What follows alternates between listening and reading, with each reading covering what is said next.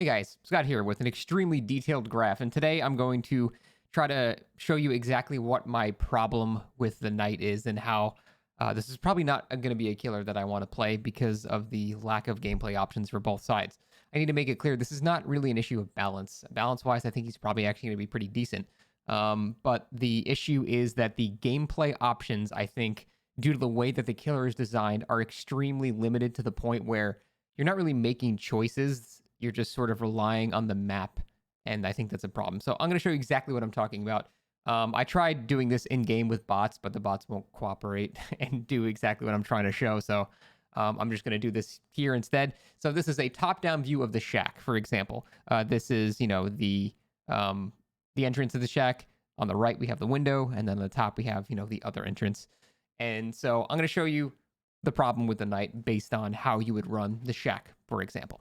So let's say a survivor, runs into shack from here. Obviously, they don't want to drop the pallet immediately, so they're going to go up here, right? That's their path they're going to take. Obviously, they're not going to vault this way because then the killer might double back and hit them. It's pretty risky.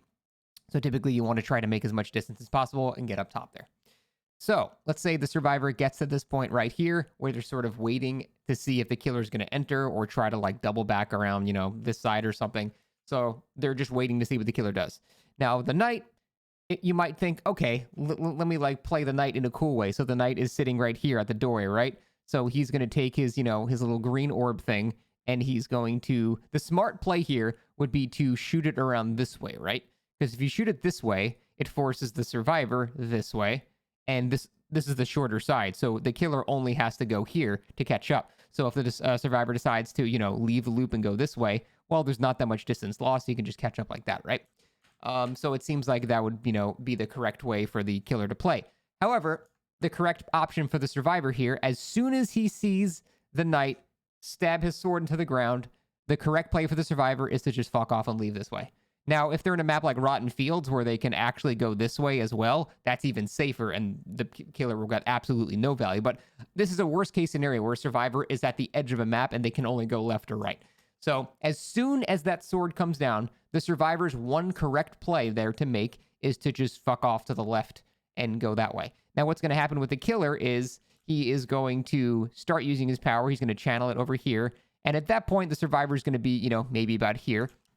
So the killer might hear that and then try to correct to put it right on top of him, right? So now he's basically ended up his power over here. They meet in this section right over here.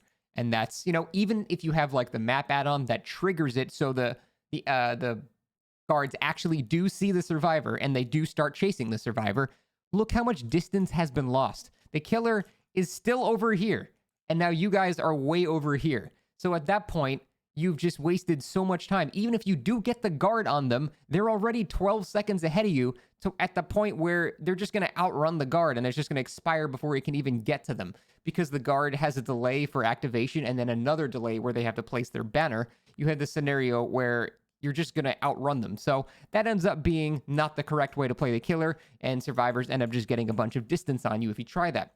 So what I've been doing to great success, unfortunately, as this killer, is I just run to the middle of whatever tile I'm in. Doesn't matter. A jungle gym, a TL wall shack, whatever tile it is. Doesn't matter. I run here and I just shit out my guard in a millisecond. I just pop it out and then I keep chasing. Now in this scenario, I've basically approached here. So the survivor's going to start, wanting to get out of line of sight this way, right? Because obviously if I'm approaching this way, they're not just going to sit in the doorway. So they get out of line of sight and they're forced to go this way. So basically, I'm here now, but I've dropped my knight right here. And now I'm just playing shack normally.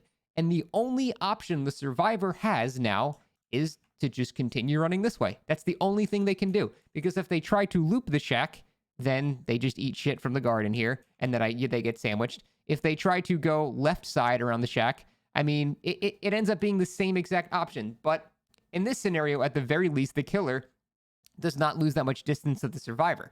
So if you drop it down immediately and don't waste time channeling your power for a while, you're going to have the exact same gameplay from the survivor.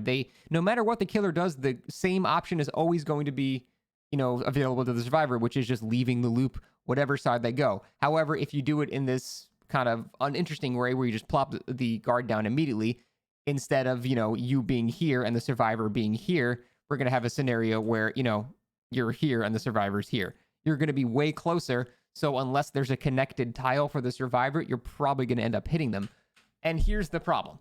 That basically makes it so there's only one correct option for the killer. There's only one correct option for the survivor. There's no agency for the players anymore. All we are now looking at is whether or not the map generated a tile connected to Shack that's close enough for the survivor to get to. That's the only variable, and none of it is up to the players involved. So we're just playing out a single player story game at this point and hoping that the RNG either benefits the killer if you're a killer or benefits the survivor if you're the survivor. And that's my main problem with this killer. And honestly, killers like Artist too, where it's not, you only have one correct play as both sides. So it's barely even a game at that point. You're just following a predetermined set of things to do, because if you do anything other than those things, it's going to be a less than optimal play, which is going to get you hit more or make you lose more distance depending on which side that you're playing. So that's my main issue. Like, let's compare it to the last killer they released, Wesker, which I consider to be like really well made and actually really fun. So with Wesker, we're at the scenario again where survivor's at the doorway, you enter right here. Now, look at the gameplay options here. The survivor is going to start running this way as the Wesker approaches. And so the Wesker is going like right here. And then the survivor is going to be like, right here, right? So now the Wesker can have a couple of options. He can do charge 1, charge 2. Now, when the survivor hears that first charge, the survivor can try to react to that and dodge off to the side here. Or they can predict that the Wesker is going to predict that and try to go for the medium vault here. Additionally, instead, the survivor, right here, what Wesker can do is charge right. He can just walk up here. And then as the survivor is out of line of sight here, the Wesker can actually sort of back up and then vault through this way. And a lot of times you'll end up meeting the survivor at the exact same point, to the point where they're so close they're forced to drop the pallet immediately. Additionally, you can try to play the outside of the shack and well and do, like, you can already see there are so many more options for gameplay on both sides. It has nothing to do with balance or how strong the things are, but both sides are making a bunch of decisions, and that's the core fun aspect of the game. Both sides are, they have possible inputs that can make them win or lose over the side that they're going against, and that's fun. That's the interesting part of the game. With killers like the Knight and the Artist, there's only one option for the survivor. It's leave the tile. And there's only one option for the killer. It's choke off the loop by dropping their power right there. And then so we have this scenario where it's just up to the map. We just hope that the map benefits the side that you're currently playing. If it doesn't, then you're screwed. And that is the main problem with killers like the Knight, like the Artist, and even like Hag, where it's just you're forced into one option and the option is not up to you. It's up to the map. That I don't like. That I find to be boring gameplay on both sides. Again, nothing to do with balance. But how do we fix this? Well, you need to incentivize the more interesting patrol route style of the Knight.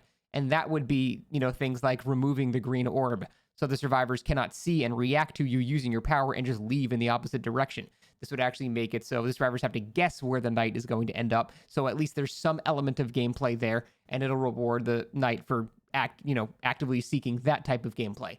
But as long as they don't remove the ability to just shit out your power immediately and basically just be the Artist, well, we're going to have a scenario where why would they ever try the more complicated method? Even if it's more fun, the general community is always going to go to the thing that makes them win the most, right? So you pick the safest option, and the safest option, I think, is just not interesting. So I think there's a couple of things they can do to remedy this. Like I said, removing the green orb would be a start, but then they have to de-incentivize the boring style too, which means you would have to hold your power for more than 2 seconds to get it to activate or something. I don't know. I think the core design of the killer is kind of going to be really hard to work with. I'm curious if you guys have any suggestions to make it more exciting for both sides, because basically every tile ends up being the exact same way. You just drop out your power immediately. Survivor's forced to leave. If there's a connected tile, great for them. If there's not, they get hit. That's it. There's no gameplay there. I don't know. That's it. Thanks for watching. And yeah, hopefully they can do something.